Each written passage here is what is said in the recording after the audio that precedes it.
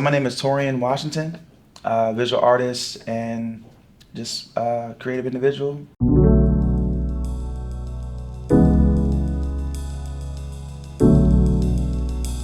I was born in Texas, lived there till 7 years in Fort Worth. So both my mother's side and my father's side is from Texas. A younger brother, younger sister on my mother's side, younger brother, younger sister on my father's side. My mother and my father never married, so they were teenagers. But my father had a wife, and then so that's why I have my younger brother and sister on my father's side. My mother went to the military, so my mother had me when she was 16.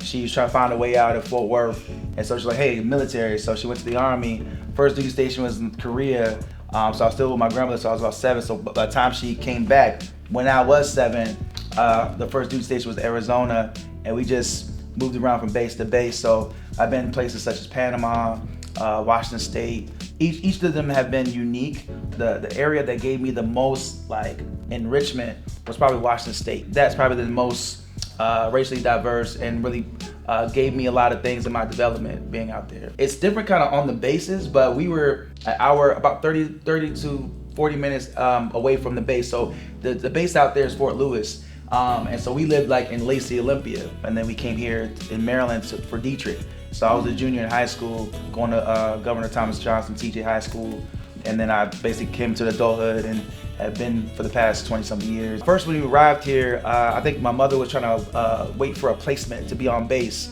and so we were at Spring Ridge. So we lived in Spring Ridge for a while, and then later on, we lived on Dietrich. But I think that was the thing. It was a little stressful because she was doing, of course, she's stationed there, and then for us, we went to the youth center down there. So then they'd be like, oh, how do we gotta get back out to Spring Ridge? So finally, when we were able to live there, it was just like, oh, we just walked to our house from the youth center. I think that community really helped in my development, because even though I was a teen there at the youth center, I ended up working there. So I worked there for a few years. The main tagline is me as an artist, but there's so many other talents that I have, and I was able to cultivate some of that there. Coming from the military community, it's a little different.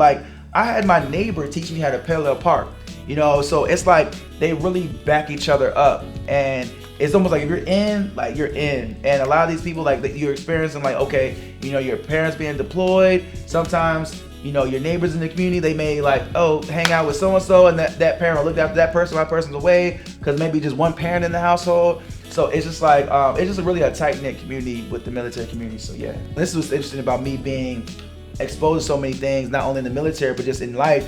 I consider someone, she's Caucasian, that I call her my mom, you know what I mean? So her and my mother were both in the military. My mother and her both retired, but that's how they met. But I've known her since I was 9, and so we were stationed at Fort Huachuca, Arizona.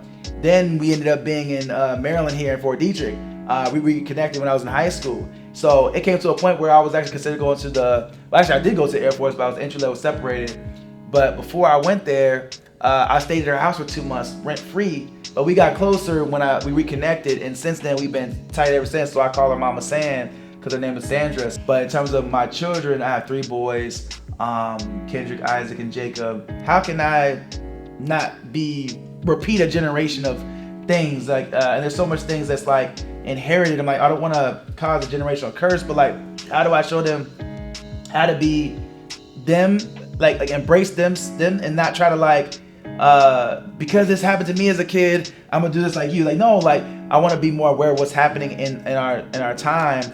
I never lived with my father, and so it was kind of one of those things. I was always trying to be like my father, but then I realized as I got older, oh man, I don't know if I want to be like my father. And then I was brought through some tragic stuff with my father. Through transitioning, I had to unlearn what I was groomed to be, and also as not only in my community as African American male, but then also what's perpetuated in TV, media, culture as what men are. So all these things I'm being groomed to, and I'm that's just not what is.